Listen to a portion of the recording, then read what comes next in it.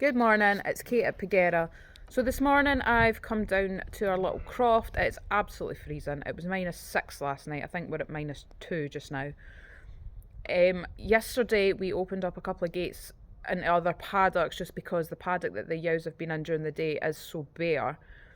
A little bit of confusion this morning. We left them out last night for the first time and they've come back, and some of the ewes have been in the shed eating, there's Shady, eating the silage, and the ewes and the lambs have been a couple of fields down banging their heads off because they don't realise there's a big gate that they can get through. So we've brought everything back down, everything's now paired back up, everybody is grazing away quite happy with their babies, which makes my job easier. I've had to wander around because I was missing number 11's lamb, but it got itself stuck up the top, so that's now back down and paired up. Our lambs are now about 2 weeks old. We lambed the first one on the 1st, but I've got no idea what day we're on. We have ordered tags, so hopefully the tags will come this week. And then at 4 weeks old, we vaccinate our lambs. So we might just vaccinate and tag at the same time, or we might tag this week. We mark them with numbers. However, I do find it very hard to keep markers on these black lambs. They just seem to fade really fast. We've already marked this will be the 3rd time we've marked these lambs, and they're starting to fade. Number 6 behind me, you can't even tell she's got a number 6 on her anymore. So I think just to save confusion of who's who, we'll just tag while I can actually see what's on them. This year for the first time we weighed all our lambs at birth, which we've never done before. Our biggest lamb was a Zwartble top lamb at 7.3 kilos, I think he was.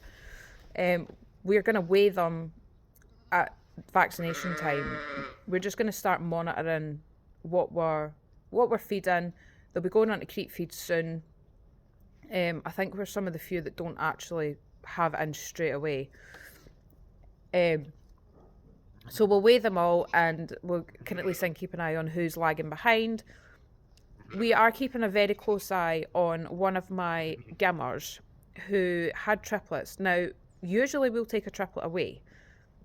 She seems to be doing such a good job of them that we've left her with the 3. Might come back to bite me. But she has 3 lovely little lambs that she's quite happy with.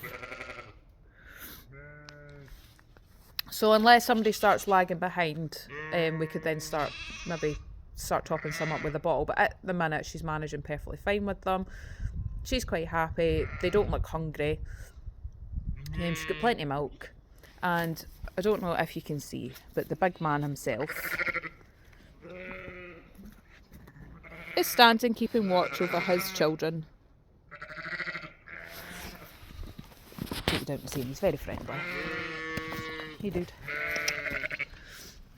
So this was one of the posts was sparking tough debate on behaviour the other day.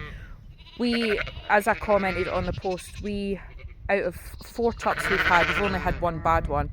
He was a pet lamb for 2 weeks before we twinned him onto something. Every other tup we've had has been lovely and friendly. He just was fine until he went out as a teaser and then turned into a bit of a hooligan, we'll put it politely. Sadly, we have children, so he had to go.